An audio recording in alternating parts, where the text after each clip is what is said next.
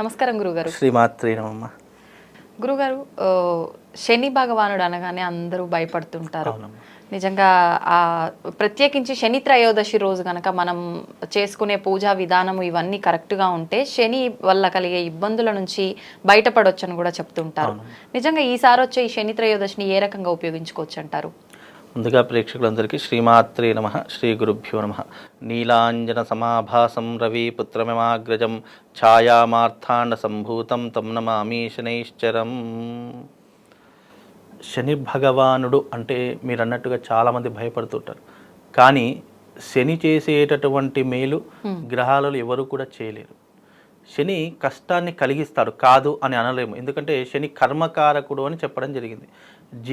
తన జీవితంలో 7.5 సంవత్సరాల పాటు శని ఒక మనిషిని పట్టుకొని పీడిస్తూ ఉంటాడు. తమ జీవిత కాలంలో 2 సార్లు శని దశ వస్తుంది. కానీ పుట్టుకతోనే శని మహర్దశతో పుట్టినటువంటి జాతకులు ఉంటారు. అది మళ్ళీ వాళ్లకు 7.5 సంవత్సరాల తర్వాత శని దశ అనేటటువంటిది ప్రారంభమవుతుంది. పుట్టిన 7.5 సంవత్సరాలకు ప్రభావం ఏ విధంగా ఉండదు. కానీ ఎప్పుడు శని ప్రభావం ఉంటుంది అంటే వివాహం అయిన తర్వాత, వృద్ధాప్యంలోను, అలాగే జీవితంలో మనిషి ఒక ఉద్యోగంలో స్థిరపడ్డాడు అన్నప్పుడు శని ప్రభావం అనేటటువంటిది ప్రారంభమవుతుంది. రెస్పాన్సిబిలిటీస్ తీసుకున్నప్పుడు 100% రెస్పాన్సిబిలిటీస్ తీసుకున్నప్పుడు ఏర్పడుతుంది, వివాహం అయినప్పుడు ఏర్పడుతుంది, వృద్ధాప్యం అంటే ముసలితనంలోనూ కూడా ఈ యొక్క శని దశ అనేటటువంటిది, శని ప్రభావం అనేటటువంటిది ఆ వ్యక్తి మీద తప్పకుండా ఆధారపడి ఉంటుంది. శని దేనికి కారకుడు జాతకంలో అంటే కర్మకారకుడు అని చెప్పాము. కర్మ అంటే ఏంటి? మనిషి చేసుకున్నటువంటి పాప పుణ్యములు ఏవైతే ఉన్నాయో దానికి మంచినివ్వాలా చెడునివ్వాలా అనేటటువంటి సూచనకు ఆధారమే శని భగవానుడు అని చెప్తూ ఉంటాం.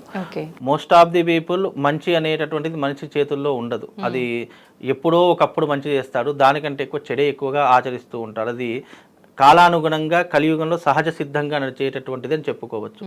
రెండో విషయం ఏంటంటే శని ఎప్పుడూ కూడా వెళుతూ మంచి చేసి వెళ్తాడు అని కూడా మనకు సామెత ఉంది. శని ఎప్పుడూ కూడా వట్టి చేతులతో చేసిన తప్పులకి, ఇచ్చినటువంటి కర్మకు, ఇచ్చినటువంటి బాధలకు వెళ్ళేటప్పుడు 100% మంచి చేసే వెళతాడు. అదృష్టాన్ని ఇచ్చేసి వెళ్తాడు తప్ప దురదృష్టాన్ని మిగిలించేసి వెళ్ళాడు. ఎందుకు అనంటే శని కర్మలో శివుడి యొక్క ఆజ్ఞ మేరకు శని కర్మకారకుడు కాబట్టి శనికి ఏంటి ఆదేశము, తన యొక్క ధర్మం ఏంటి అంటే ఎవరైతే తన జన్మలో చెడు చేశారో, ఒకరిని ఇబ్బంది పెట్టారో, లేదా అబద్ధాలు ఆడారో, లేదా ఎవరినైనా ముంచేశారో, లేదా జీవితంలో ఒక మనిషి చేయకూడనటువంటి ఎన్నో తప్పులు చేశాడో వాటన్నిటికీ శిక్ష. ఇప్పుడు మనము ప్రత్యక్షంగా ఈ రోజున ఒక యాక్షన్ చేసామనుకోండి, మనకి వెంటనే కోర్టు శిక్ష వేస్తుంది. కానీ ఇక్కడ మన జీవితంలో మనకు తెలియకుండా ఎన్నో తప్పులు చేస్తాము. అలా మనకు తెలియవు అవి తప్పులు అని మనకు తెలియకుండా మనం ఒక్కోసారి చేస్తున్నాం. కొంతమంది తెలిసి తప్పులు చేస్తుంటారు. అలాంటి వాటికి తమ జీవితంలో శరీరానికి కానీ, లేదా జ్ఞానానికి కానీ, లేదా ఆరోగ్యానికి కానీ, లేదా ధనానికి కానీ, ఈ 4ంటికి ఎప్పుడు కూడా ఆటంకాలు కలిగించేటటువంటి వాడు శని భగవానుడు. ఇప్పుడు మనిషి ఉదయం లేచినప్పటి నుంచి రాత్రి పడుకునేంత వరకు డబ్బు కావాలి, మంచి ఆరోగ్యం కావాలి, మంచి తిండి కావాలి, అలాగే మంచి నిద్ర కావాలి. ఈ 4 మనిషికి చాలా ఇంపార్టెంట్. ఈ 4 మనిషి జీవితంలో కరువైపోయాయి అనుకోండి, ఆ వ్యక్తి శనితో బాధపడుతున్నాడు, శని అతన్ని పట్టుకొని పీడిస్తున్నాడు అనేటటువంటి విషయాలు చాలా మట్టుకు ఆలోచించాలి.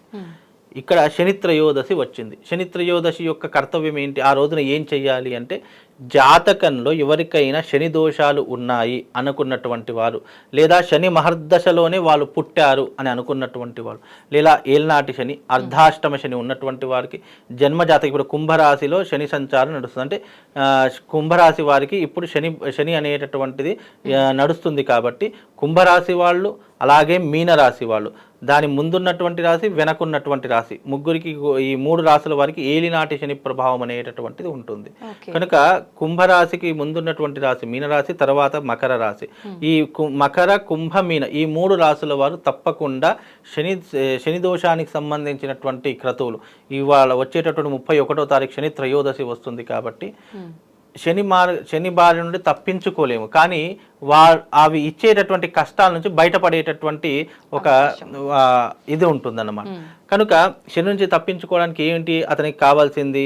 శనికి ఇష్టమైనటువంటి నల్ల నువ్వులు, అలాగే శనికి ఇష్టమైనటువంటి నూనె, నువ్వుల నూనె, శనికి ఇష్టమైనటువంటి వస్త్రం నల్లటి వస్త్రము, ఈ మూడు కూడా శనికి సమర్పించడం అనేటటువంటిది ప్రాధాన్యం. అదే రకంగా శనికి దేంట్లో ఉంటాడంటే నువ్వులలో, ధాన్యంలో శని భగవానుడు ఉంటాడు, ఇనుములో శని భగవానుడు ఉంటాడు, నల్లటి వస్త్రంలో శని భగవానుడు ఉంటాడు, ఎక్కడైతే మురికిగా ఉంటుందో ఆ ప్రదేశంలో శని భగవానుడు ఉంటాడు.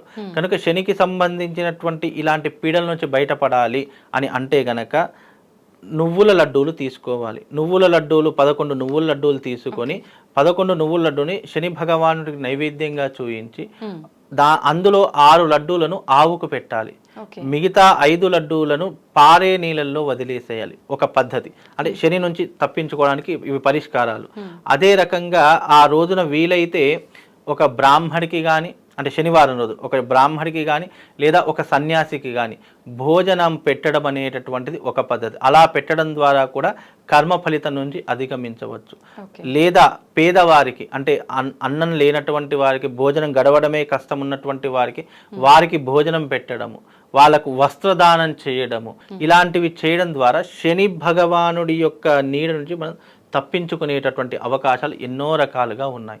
అలాగే శనికి సంబంధించినటువంటి మంత్రము నీలాంజన సమాభాసం రవి పుత్రమమాగ్రజం ఛాయామార్థాండ సంభూతం తం నమామి శనైశ్చరం అనేటటువంటి మంత్రాన్ని ప్రతి శనివారం 108 సార్లు పారాయణం చేయడం.